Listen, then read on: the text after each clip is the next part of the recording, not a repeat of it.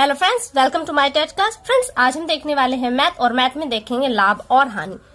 Friends, लाभ और हानि का एक पार्ट हम देख चुके हैं और आज हम इसका दूसरा पार्ट देखने वाले हैं। वैसे मैं बताती हूँ, हम लोग टीटी, सुपर टीटी और किसी भी स्टेट के अगर आप टीटी की तैयारी कर रहे हैं तो वहां पे इसकी तैयारी हो रही है।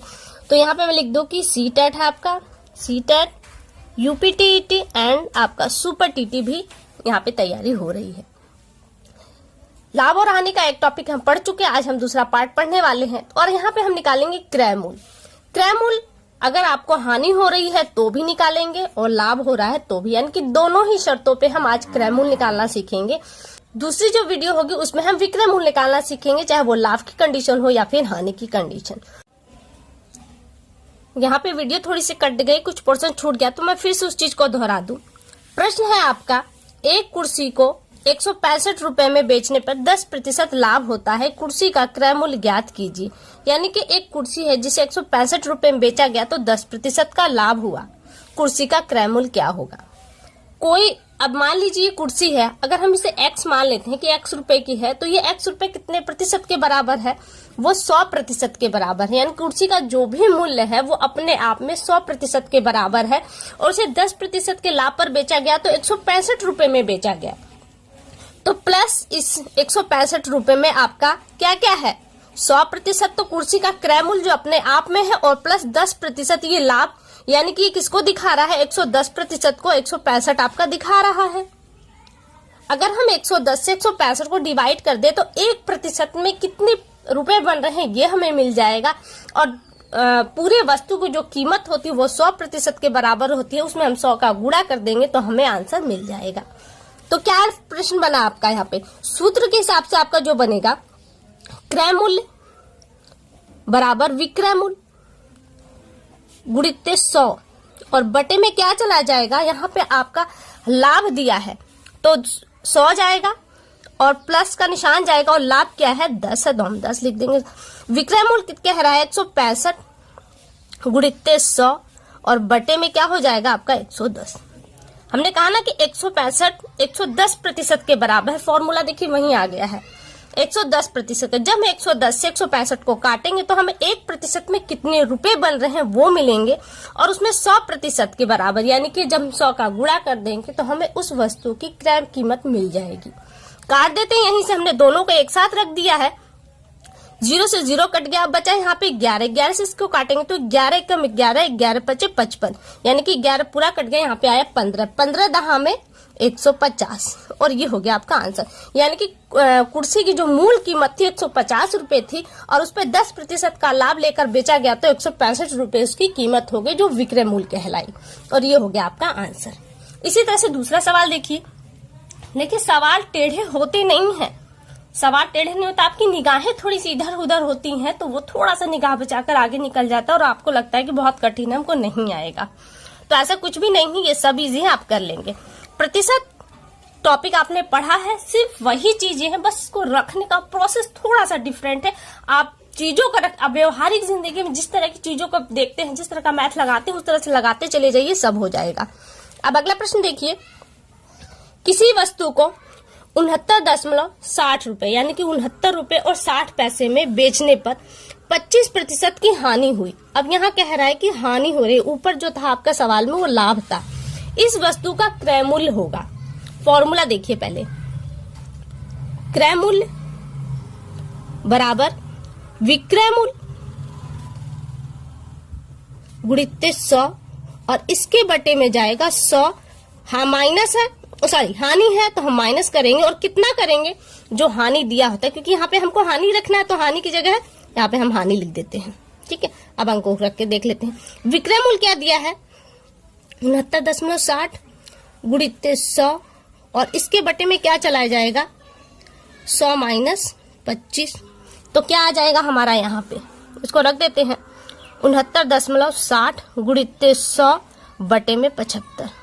अब देखो प्रश्न को देखिए यहाँ पे, अब एक बार प्रश्न में भी इसको देख लेते हैं। कह रहा है 69 रुपए में बेचने पे 25% की हानि हुई, हानि हुई है यानी कि 100% बराबर तो उसका क्रय मूल्य हो गया और 25% की हानि हुई तो बचा क्या 75%, यानी कि 75% के बराबर ये कीमत है अगर हम 75 से डिवाइड करें तो 1% में जो कीमत बन रही है उसमें अगर हम 100 का गुणा कर दे तो हमें मूल उस वस्तु की कीमत मिल जाएगी, यानी कि क्रय मूल्य मिल जाएगा।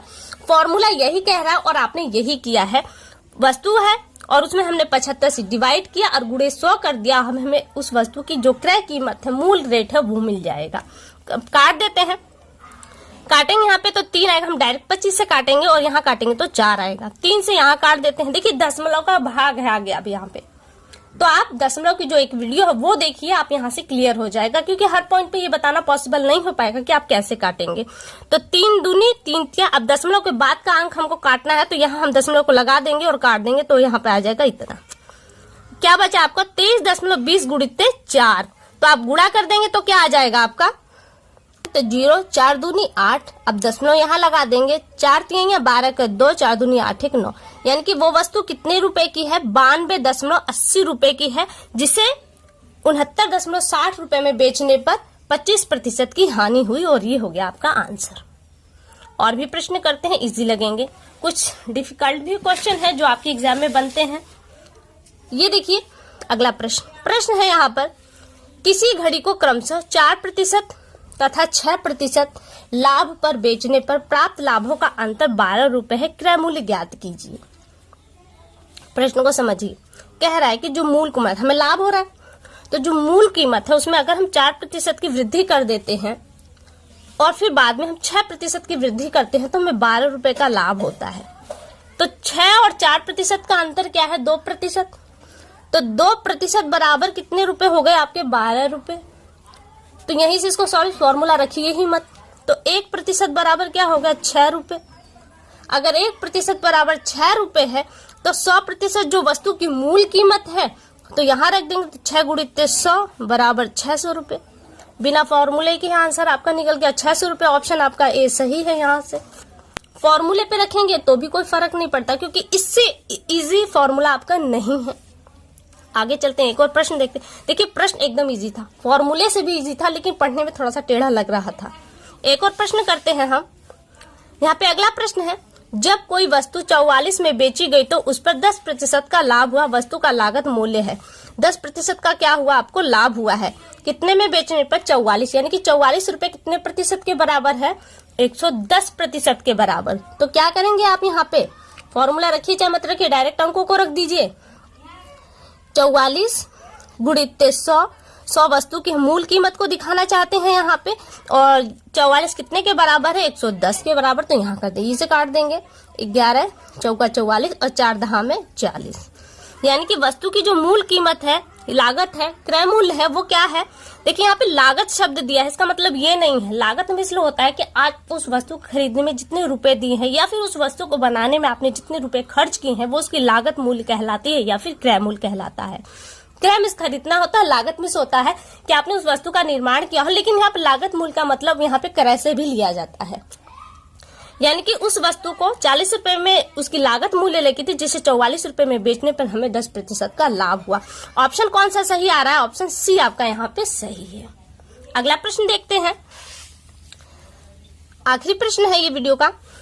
कोई पुस्तक विक्रेता एक पुस्तक को 72 रुपए में बेचकर 20% का लाभ उठाता है, पुस्तक का क्रय मूल्य क्या होगा। फॉर्मूला एक बार हम रख के देख लेते हैं, ताकि बार बार फॉर्मूले रखेंगे तो हमें फॉर्मूला भी याद हो जाएगा। वैसे फॉर्मूले रखने की जरूरत भी नहीं है, मैं आपको ऐसे ही बता दूंगी एकदम इजीली। 72 रुपए की वस्तु बेची गई तो उसमें 20% का लाभ छुपा हुआ था, यानी कि 72 रुपए कितने प्रतिशत के बराबर हो गई, 120% के बराबर। अगर हम इस 72 को 120 से भाग दे दें तो 1% में कितने पैसे बन रहे हैं वो निकल जाएगा। अगर 1% में जो पैसे बन रहे हैं उसमें हम 100 का यानी 100% का गुणा कर दे तो 100% में कितने रुपए बनेंगे ये बाहर निकल कर आ जाएगा। तो यहीं पे हो गया गुणित 100।